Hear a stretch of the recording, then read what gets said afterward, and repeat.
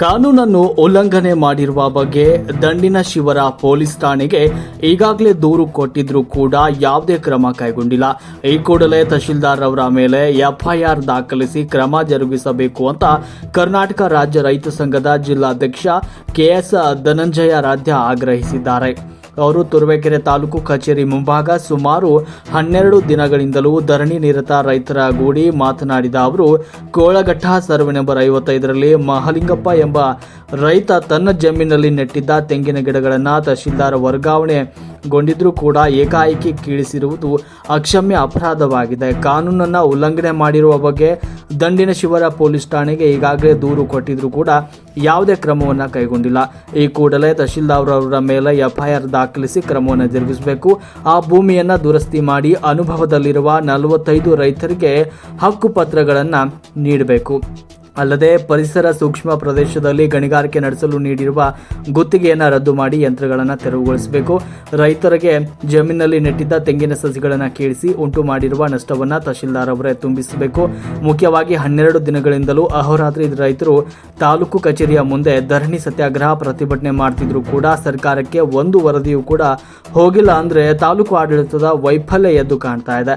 ಇದು ಖಂಡನೀಯವಾಗಿದ್ದು ಕೂಡಲೇ ಜಿಲ್ಲಾಧಿಕಾರಿಗಳು ಇತ್ತ ಕಡೆ ಗಮನ ಹರಿಸಿ ರೈತರಿಗೆ ನ್ಯಾಯ ಕೊಡಿಸುವಂತ ಕೆಲಸವನ್ನ ಮಾಡಬೇಕು ಅಂತ ಈ ಸಂದರ್ಭದಲ್ಲಿ ಒತ್ತಾಯಿಸಿದ್ರು. ಈ ಸಂದರ್ಭದಲ್ಲಿ ರೈತ ಕುಟುಂಬ, ತಾಲೂಕು ರೈತಪರ ಸಂಘಟನೆಗಳು, ಕೋಳಘಟ್ಟ ಗ್ರಾಮದ ರೈತರುಗಳು ಸೇರಿದಂತೆ ಇತರರು ಈ ಧರಣಿಯಲ್ಲಿ ಪಾಲ್ಗೊಂಡಿದ್ರು. ವರದಿ ಸುರೇಶ್ ಬಾಬು ಎಂ ತುರುವೇಕೆರೆ.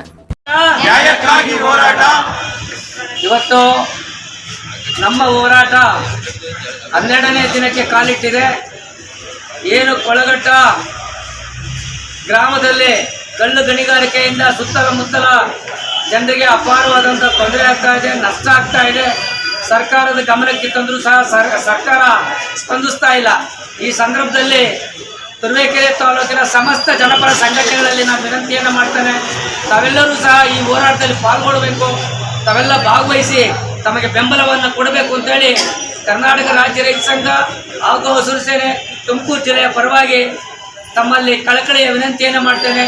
ತಾವು ಈ ಒಂದು ಹೋರಾಟಕ್ಕೆ ಸಂಪೂರ್ಣವಾಗಿ ಬೆಂಬಲವನ್ನು ಕೊಡಬೇಕು. ಜನಪರ ಚಳವಳಿ ಇರೋಂಥದ್ದು ದಲಿತ ಸಂಘರ್ಷ ಇರ್ಬೋದು, ಕನ್ನಡಪರ ಸಂಘಟನೆಗಳಿರ್ಬೋದು, ಯಾವುದೇ ಸಂಘಟನೆಗಳಿರಲಿ, ಎಲ್ಲ ಸಂಘಟನೆಯವರು ಈ ಒಂದು ಹೋರಾಟಕ್ಕೆ ಬೆಂಬಲವನ್ನು ಕೊಡಬೇಕು ಅಂತ ಹೇಳಿ ಅವರೆಲ್ಲರಿಗೂ ಸಹ ಕಳಕಳಿಯಿಂದ ಮನವಿಯನ್ನು ಮಾಡ್ತಾ ಇದ್ದಾರೆ. ನೀವು DC ಅವ್ರನ್ನ ಮೀಟ್ ಮಾಡಿದ್ರಾ? ಜಿಲ್ಲಾಧಿಕಾರಿಗಳನ್ನ ಭೇಟಿ ಮಾಡೋದಕ್ಕೆ ಹೋದಂಥ ಸಂದರ್ಭದಲ್ಲಿ ಜಿಲ್ಲಾಧಿಕಾರಿಗಳು ಭೇಟಿ ಮಾಡೋದಕ್ಕಾಗಿಲ್ಲ. ನಾವು ಇನ್ನೊಂದು ವಿಚಾರ, ಈಗಾಗಲೇ ನಾವೇನು ದಂಡಿನ ಶಿವರ ಪೊಲೀಸ್ ಸ್ಟೇಷನ್ಗೆ ಕಂಪ್ಲೇಂಟನ್ನು ದೂರನ್ನು ದಾಖಲೆ ಮಾಡಿದ್ದೇವೆ. ಅದು ತಹಸೀಲ್ದಾರನ್ನು ಸೇರಿಕೊಂಡು ಗಣಿಗಾರಿಕೆ ಮಾಡೋಂಥ ರಾಜವರು ಸೇರಿಕೊಂಡಿರೋದ್ರಿಂದ ಸರ್ಕಾರಿ ಅಧಿಕಾರಿಗಳಾಗಿರೋದ್ರಿಂದ ಅವರು FIR ಮಾಡಿಲ್ಲ. ಇದಕ್ಕೆ ಸಂಬಂಧಪಟ್ಟಂತೆ SP ಅವರಿಗೆ ನಾವು ದೂರನ್ನು ದಾಖಲಿಸಿದ್ವಿ. SP ಅವರು ಜಿಲ್ಲಾಧಿಕಾರಿಗಳ ಜೊತೆ ಮಾತಾಡಿ ಮುಂದಿನ ಕ್ರಮ ತಗೊಳ್ತೀವಿ ಅಂತ ಹೇಳಿದ್ದಾರೆ. ಏನು ಕ್ರಮ ತಗೊಳ್ತಾರೆ ಅಂತೇಳಿ ನಾವು ಕಾಯ್ತಾ ಇದ್ವಿ ಸರ್.